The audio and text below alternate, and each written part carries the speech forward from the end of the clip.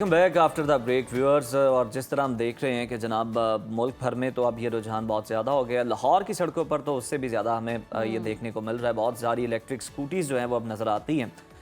इसके साथ साथ अब इलेक्ट्रिक गाड़ियों का ट्रेंड तेज़ी से बढ़ा है और ये गाड़ियाँ छोटी गाड़ियाँ भी हैं। बाज़ार में नई नई सस्ती ईवी और स्कूटीज़ की एंट्री तो देखने में आ ही रही है, लेकिन ये जो छोटी इलेक्ट्रिक गाड़ियाँ हैं ये महंगे पेट्रोल से तंग अफराद को सोचने पर मजबूर कर रही हैं, राग़िब भी कर रही हैं कि जनाब इनको ख़रीदा जाए। मगर यहाँ सबसे बड़ा सवाल ये है कि ये इलेक्ट्रिक गाड़ियाँ कितनी फ़ायदेमंद, कितनी मौसर और कितनी महफूज हो सकती हैं। और कम कीमत इलेक्ट्रिक गाड़ियाँ वाकई ख़र्च हैं, मगर हकीकत हम देखते हैं कि थोड़ी मुख्तलिफ हैं। बैटरी सबसे ज़्यादा महंगा पार्ट है और अगर वही कमज़ोर हो तो पूरी गाड़ी रिस्क बन जाती है। ऊपर से कुछ मॉडल्स की सर्विसिंग और पार्ट्स तो ऐसे मिलते हैं जैसे ख़जाने का नक्शा ढूंढ रहे हों। तो यानी गाड़ी सस्ती मगर ख़र्चा कभी कभी और चुपके से ज़्यादा निकल आता है। फिर आ जाती है जी सेफ्टी मेजरमेंट्स की। अगर हम बात करें तो एयर बैग्स कम है, स्ट्रक्चर हल्का है और क्रश टेस्ट ये मैं वो वाला क्रश नहीं,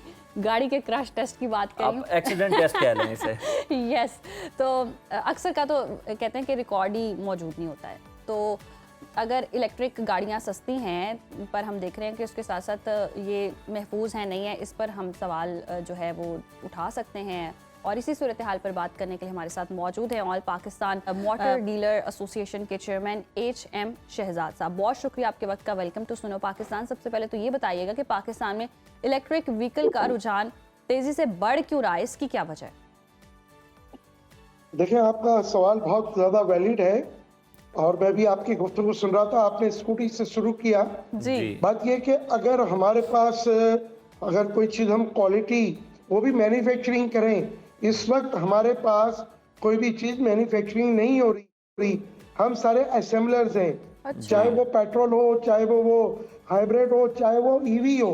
ईवी से मुराद इलेक्ट्रिक व्हीकल्स हो या इलेक्ट्रिक मोटरसाइकिल हो। अब यहाँ सवाल पैदा ये होता है कि देखें, इसका मुस्तकबिल ज़रूर है, इसका एनवायरनमेंट से भी बहुत बड़ा ताल्लुक है, आपकी बचत भी बहुत हो सकती है। लेकिन क्या हम इस मैदान में कूदने से पहले हमने ये तमाम चीज़ों के लिए वो तमाम प्लेटफॉर्म क्या हमने बना लिए हैं? क्या इस वक्त सबसे बड़ा सवाल ये है कि पूरे पाकिस्तान में इलेक्ट्रिक हमें मिल रही है? फिर हम क्वालिटी के ऊपर आते हैं कि क्या किस क्वालिटी की ये गाड़ियाँ होनी चाहिए। अच्छा, यहाँ देखें, एक सवाल सबसे बड़ा ये है कि हम आ तो गए हैं लेकिन हमारी तैयारी कुछ भी नहीं है। गाड़ियाँ यहाँ असेंबल्ड भी हो रही हैं और बाहर से इंपोर्ट भी हो रही है। इस वक्त सबसे बड़ा बहरान तो ये है कि इन गाड़ियों में अल्लाह ना करेगा कोई काम निकलता है तो इन्हीं कंपनी के पास इनका टेक्नीशियन भी नहीं है इस वक्त। तो हमें जंगी बुनियादों के ऊपर हमें बहुत सारा काम करने की ज़रूरत है। और सबसे पहले क्वालिटी की बात है। अभी पिछले दिनों आपने देखा होगा कि किसी कंपनी ने ऐलान किया जी कि हम 10 से 12 लाख रुपए में हम जो है वो ईवी गाड़ी देंगे जी। तो अब ये सवालिया निशान है यहाँ पर कि क्या वाकई ये जो 10 लाख रुपए में गाड़ी आ रही है वो इस काबिल है कि पाकिस्तान के रोडों पर चल पाए। और देखें, इस वक्त इसमें सबसे बड़ा जो प्रॉब्लम है वो ये है कि महंगी से महंगी गाड़ी भी जो है ना वो 6 घंटे 8 घंटे से पहले जो है ना वो चार्ज नहीं होती। और शायद वो 300 किलोमीटर 400 किलोमीटर या 500 किलोमीटर वो गाड़ी जो 2 से 3 करोड़ 4 करोड़ की गाड़ी है। तो क्या ये मैं कह रहा हूँ, ये मेरा कहना सही नहीं है कि 10-12 लाख रुपए में जो ये गाड़ी आएगी तो इसकी क्वालिटी क्या होगी, इसकी बैटरी की जो बैकअप होगा वो क्या होगा। ये तमाम चीज़ों को मेरा ख्याल है कि हम आ तो गए इस मैदान में लेकिन हमारी तैयारी नहीं है। इस वक्त सिर्फ कराची के अंदर ईवी गाड़ी को अगर चार्ज करना हो तो सिर्फ 3 चार्ज स्टेशन है सिर्फ कराची में।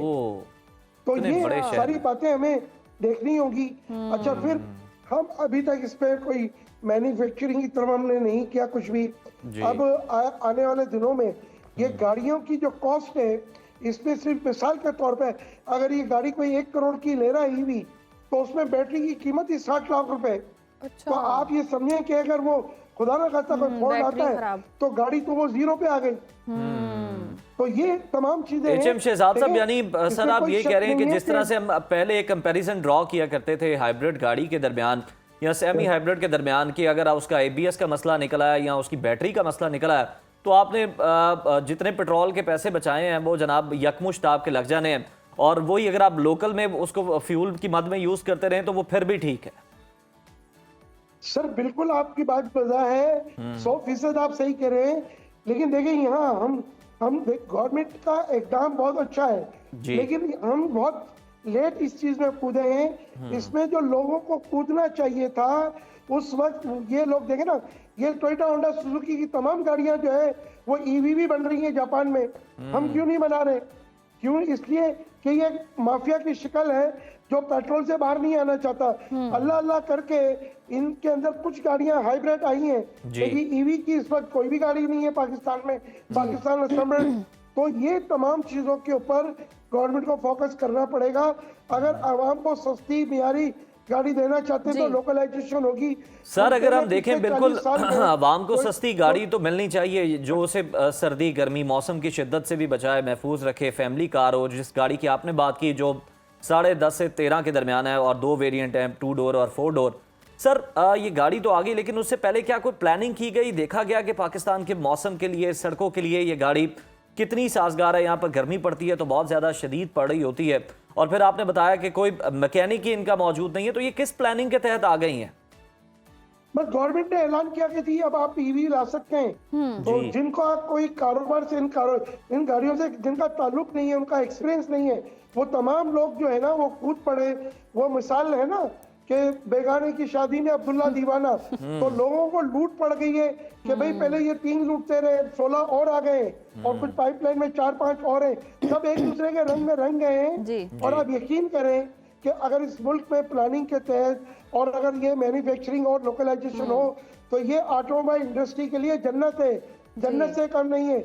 आप देखें दुनिया के अंदर कोई भी गाड़ी जब तक जो है ना उस शोरूम पे नहीं आती, जब तक उसकी प्रोडक्शन ना हो। हमारे यहाँ तो पहले बुकिंग ली जाती है, लोगों से पैसा लिया जाता है, फिर CKD SKD असेंबली इंपोर्ट होती है, फिर 6 से 8 महीने बाद गाड़ी को तैयार करके संभल करके दिया जाता है। उस पैसों से एंजॉय भी किया जाता है, उस पैसों को बैंकों को इंटरेस्ट देके उसमें भी जो है वो आप समझें कि शहजाद साहब बिल्कुल दुरुस्त फरमा रहे हैं आप। और इलेक्ट्रिक गाड़ियों के जिस तरह से आप जिक्र करें कि असेंबल होता है, यहाँ मैन्युफैक्चरिंग होती नहीं है, और दूसरी गाड़ियों की बात कीजिए वहाँ वो भी ऐसे ही है कि वो भी असेंबल ही होती है, मैन्युफैक्चरिंग जब उसकी नहीं होती, हम वहाँ तो अच्छा कर नहीं पा रहे हैं और इलेक्ट्रिक गाड़ियों पर स्विच हो गए। ना इन्वायरमेंट ऐसा है, ना सिस्टम ऐसा है, और फिर लोड शेडिंग के इतने मसाइल हैं, बिजली बहुत महंगी है, तो वो फिर माहौल दोस्त कैसे हुई है गाड़ियाँ, और ये तो टेंशन में मजीद इजाफा नहीं हुआ?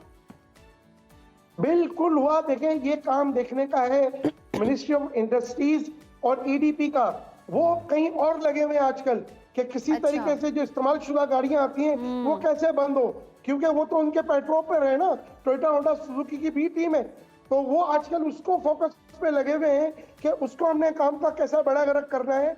जो इनका असल काम है मिनिस्ट्री ऑफ इंडस्ट्रीज और EDP का, वो काम ये है कि वो जो ये गाड़ियां नई बन रही हैं या ब्रांड न्यू गाड़ियां आ रही हैं, उसको उसकी प्लानिंग के ऊपर उन्होंने क्या किया। अब जैसे ये गाड़ी जो 12 से 13 लाख में आ रही है, अब आप सोचें अल्लाह ना करे इसमें कोई खराबी आ जाती है तो ये गाड़ी तो 0 पे आ गई। अभी तक जो अच्छे ब्रांड्स हैं उनकी भी कोई प्लानिंग सामने नहीं है। देखिए हमारे मुल्क में जब तक ये गाड़ियां कामयाब नहीं होंगी, जैसे आपके पास मेरे पास गाड़ियां पेट्रोल पंप पर जाते हैं, 2 मिनट में पेट्रोल भर जाता है, तो भाई ये भी अगर चार्जर इतना सुपर चार्जर नहीं होगा गाड़ी में भी और स्टेशन पे भी, अगर ये गाड़ियां 8-8 घंटे 6-6 घंटे में अगर ये चार्ज होंगी तो ये किस काम की गाड़ियां? दुनिया में आज टेक्नोलॉजी बहुत आगे चली गई है और हम अभी तक जो है उसी बात के ऊपर काम कर रहे हैं जो आज से 5 साल पहले EV के ऊपर लोगों ने काम किया था। तो हमें इस वक्त जरूरत है, हुकूमत को फोकस करने की जरूरत है कि भाई आवाम को वाकई। अच्छा सर, ये भी जरा थोड़ा सा क्लियर कर दीजिएगा शहजाद साहब कि अगर गवर्नमेंट इस तरह के स्टेशन और लगा लेती है तो क्या जो आप घर में चार्ज कर रहे होते हैं गाड़ी को, वहाँ पर क्या जो इसके पंप्स बनाए जाएंगे, स्टेशंस बनाए जाएंगे, क्या वहाँ पर फास्ट चार्जिंग होगी? कोई कम वक्त लगेगा वहाँ पर या वहाँ पर भी उतना ही वक्त लगेगा? नहीं नहीं, देखिए अगर वो सुपर चार्जेस की मैं बात कर रहा हूँ, जी। टेक्निकली मैंने आपसे सुपर कहा है, वरना उसके वर्ड कुछ और है, काफी जी। लंबी बात हो जाएगी।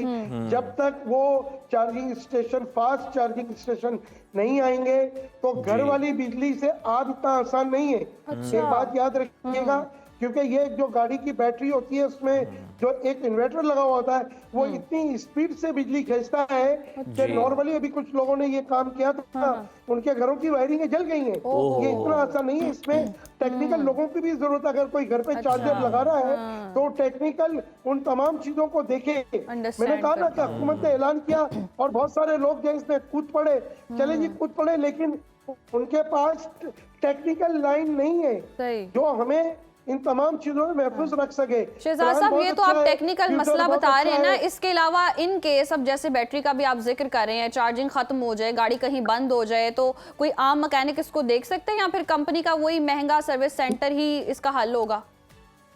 बस इसका अभी फिलहाल हल यही है कि वो कंपनी जो है वही कंपनी ही देखेगी और वही लूटमार करेगी और वही लोगों को महंगे से महंगे तरीन जो है वो सोल्यूशन देगी। लेकिन इस वक्त देखिए ना, मैं एक बात कह रहा हूँ कि आज 40-45 साल हो गए टोयोटा होंडा सुजुकी को, आज तक वो मैन्युफैक्चरिंग और लोकलाइजेशन नहीं कर सकी। हुकूमत को इसके ऊपर बाकायदा प्लानिंग करनी चाहिए थी और नहीं की तो अब करे, क्योंकि देखिए कोई भी गाड़ी लेगा वो 8 घंटे बिल्कुल शहजाद साहब, आप ठीक कह रहे हैं कि यहाँ पर भी वही वाला मामला होगा जो पहले होता है। हम देखते हैं कि मतलब मार्केट में वो चंद हज़ार में कोई काम हो रहा होता है, लेकिन जब आप कंपनी के सर्विस सेंटर पर जाते हैं तो वो फिर कई हज़ार बल्कि लाखों का भी बिल जो है वो बन जाता है। अच्छा शहजाद साहब, लास्टली सर मैं आपसे ये चाहूँगा कि वजारत तिजारत की जो समरी थी और अगर उसे देखें तो ECC ने उसकी मंजूरी दे दी है गाड़ियों की दरामद से मुतालिक, जो गिफ्टिंग की थी, मुस्तकिल रिहाइश से मुतालिक थी। तो सर आप इसको किस तरह से देखते हैं? देखें, ये हुकूमत का फैसला जो है वो मुनासिब नहीं है। समंदर पार पाकिस्तानी आपको सालाना 40 अरब डॉलर आपको रेमिटेंस भेजते हैं और आपने कल जो है ये फैसला कर दिया कि जनाब अब बैगेज के तहत गाड़ी नहीं आएगी, अब TR और गिफ्ट के तहत गाड़ी आएगी। तो एक तो बहुत बड़ा रेवेन्यू जो इनको मिल रहा था, कोई 700 से 800 million dollar TR baggage gift के तहत जो गाड़ियां आ रही थी वो कटअप हो जाएगा और ये बिल्कुल आप समझें कि जीरो पे आ जाएगा। इस वक्त मुल्क चलाने के लिए डॉलर की जरूरत है और ये वाहिद आइटम था जो समंदर पार पाकिस्तानी गाड़ी भेज रहे हैं TR बैगेज गिफ्ट के तहत। वो गाड़ी के साथ साथ आपको डॉलर ड्यूटी भी भेज रहे हैं। सिर्फ गाड़ियों की बंद में 700 से 800 मिलियन डॉलर ये समंदर पार पाकिस्तानी भेजा करते थे और इससे बड़ा दुख हुआ है, बड़ी मायूसी हुई है उन पाकिस्तानियों को जो समंदर पार जो है बैठे हैं। अच्छा अब देखें, आप एक तरफ कमर्शियल इंपोर्ट की भी पेशकश कर रहे हैं कि जी कमर्शियल आप जो है वो बैगेज बंद होगा तो आप कमर्शियल इंपोर्ट कर सकेंगे, लेकिन कमर्शियल इंपोर्ट में इतनी गलत किस्म की जो है वो शराइतें डाल दी गई हैं कि एक आम पाकिस्तानी कार डीलर वो गाड़ी नहीं मंगाएगा और वो टोयोटा होंडा सुजुकी भी इस गाड़ियों के कारोबार में इन्वॉल्व हो जाएंगे। जिस किस्म की शर्तें लगी हुई हैं और जिस किस्म के आपने पैरा फिक्स किए हैं उसमें तो ये जो समंदर जो पाकिस्तानी जो कार डीलर जो पाकिस्तान में बैठा है वो तो मुमकिन नहीं कि उस शराइत को पूरा कर सके। सही, बहुत शुक्रिया इशम शहजाद साहब आपके वक्त का। और ये गाड़ियाँ सस्ती ज़रूर हैं लेकिन महफूज हैं नहीं है, इस पर जी सवालिया निशान है। और बैटरी चार्ज करने का भी बहुत ज़्यादा प्रॉब्लम है और इन केस अगर बैटरी ख़राब हो जाती है तो गाड़ी की कीमत तो ज़ीरो वैल्यू की तरह ही है। और फिर चार्जिंग उसके साथ साथ हाँ ये मसाइल तो चार्जिंग के भी मौजूद ही हैं, लेकिन जिस बैगेज स्कीम का वो हवाला दे रहे हैं या और जो चीज़ें गिफ्टिंग स्कीम के हवाले से बात कर रहे हैं, वो कहते हैं ये फैसला मुनसिफाना है और इससे जो लोकल कार डीलर है उसको फ़ायदा कम होगा, बल्कि जो ये बड़े प्लेयर्स हैं जिन्हें असम्बलर्स कह के वो मुखातिब करते हैं मैन्युफैक्चरर्स की बजाय, तो वो कहते हैं वो भी इसके अंदर इन्वॉल्व हो जाएंगे, वो भी गाड़ियाँ मंगवा के फिर खुद से बेचना शुरू कर देंगे। यानी आवाम को तो फिर ये गाड़ियाँ महंगे दामों ही मिलेंगी। तो जो भी इसके अंदर ज़रूरी तरमीम है मुशावरत के साथ गवर्नमेंट को कर लेनी चाहिए ताकि लोगों को सस्ती मयारी गाड़ियाँ जो हैं वो मुयस्सर आ सके।